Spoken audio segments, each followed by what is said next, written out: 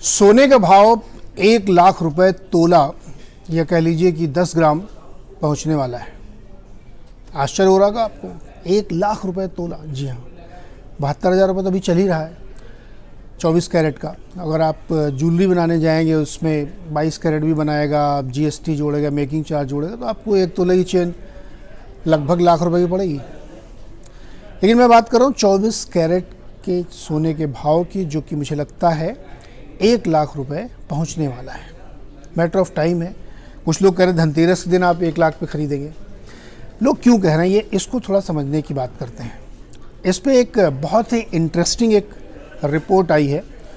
वो ये कहती है कि सोने में यहाँ से आगे काफ़ी बड़ी तेज़ी होगी। लेकिन आप थोड़ा समझिए कि पिछले कुछ समय में भाव में तेज़ी बनी कितनी है।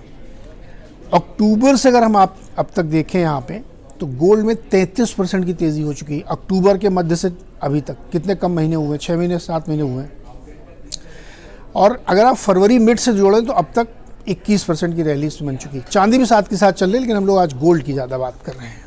40-42% की रैली फरवरी से अब तक चांदी में भी हो चुकी है। एक बहुत बड़ी कमोडिटी फर्म है जिसका नाम है GSC कमोडिटी इंटेलिजेंस। वो ग्लोबली कमोडिटी ट्रेडिंग के लिए वो डेटा वगैरह प्रोवाइड करते हैं और उस पर सर्वे करते हैं, आर्टिकल लिखते हैं। तो उन्होंने करीब 250 फाइनेंशियल इंस्टीट्यूशंस का सर्वे किया पूरी दुनिया में, जो लोग गोल्ड वगैरह में, कमोडिटी वगैरह में ट्रेड करते हैं।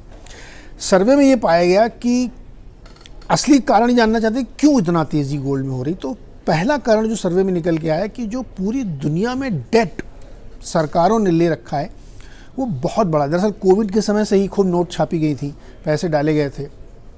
इंडिया में तो उतना नहीं हुआ, लेकिन अमेरिका में, यूरोप में और चाइना में सब जगह खूब पैसे छाप के लिया गया। तो यानी एक तरीके से वो डेट बहुत बढ़ा। और इस वक्त जो डेट है पूरी दुनिया में वो 307 यानी $307 ट्रिलियन। दोबारा सुन लीजिए, $307 ट्रिलियन, भारत की GDP के बराबर। इतना ज़्यादा लोन पूरी दुनिया के सेंट्रल बैंकर्स ने लिया।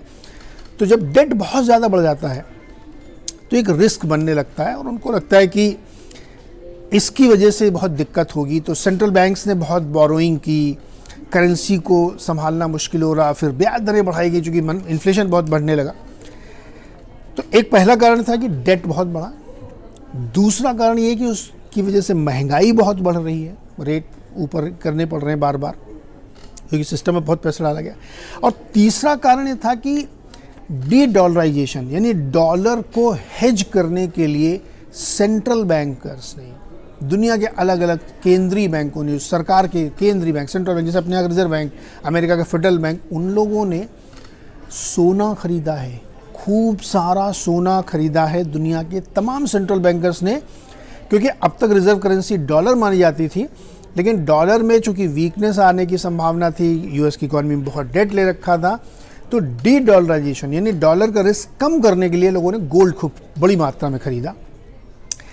तीसरा ट्रेंड आम आदमी में देखा गया, जो रिटेलर है, हमारे आप जैसे लोग हैं, इन्होंने भी पूरी दुनिया में खूब सोना खरीदा है, जेवर के फॉर्म में, बिस्किट के फॉर्म में, कॉइन के फॉर्म में, बार के फॉर्म में, और गोल्ड की खूब बाइंग देखी गई।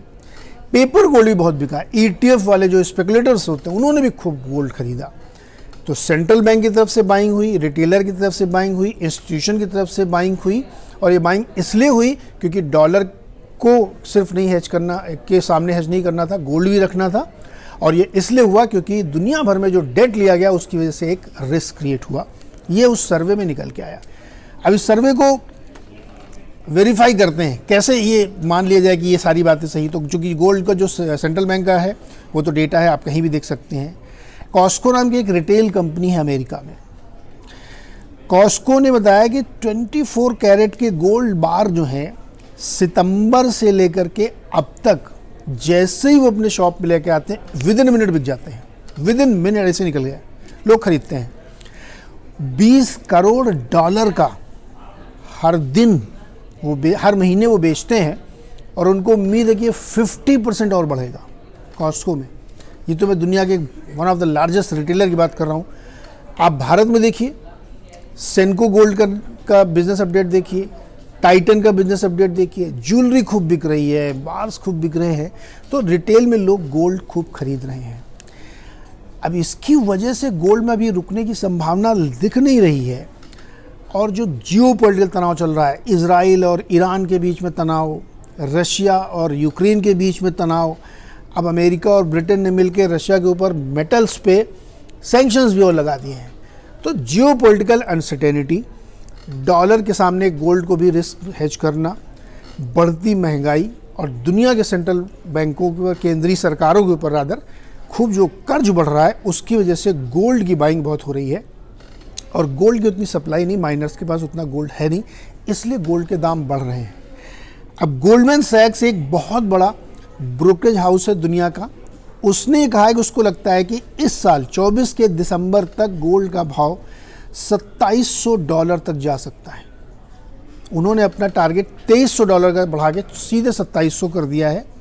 कई और छोटे छोटे ब्रोकरेजेस हैं जो ये कह रहे हैं कि ये $3000 तक जा सकता है। और चार्ट पे अगर आप टेक्निकल चार्ट देखेंगे तो उसने वो ब्रेकआउट ले लिया है जो कई वर्षों बाद देखने को मिला है। तो इसलिए मैंने कहा था जब रुपये में आप कन्वर्ट करेंगे तो ये 1 लाख रुपए तक जाने की पूरी संभावना इस वक्त के डेटा के हिसाब से दिख रही है। पता नहीं कब तक जाएगा, कहाँ तक जाएगा, लेकिन ऐसा लग रहा है कि 1 लाख रुपए तोला सोना खरीदने के लिए आप तैयार हो जाइए।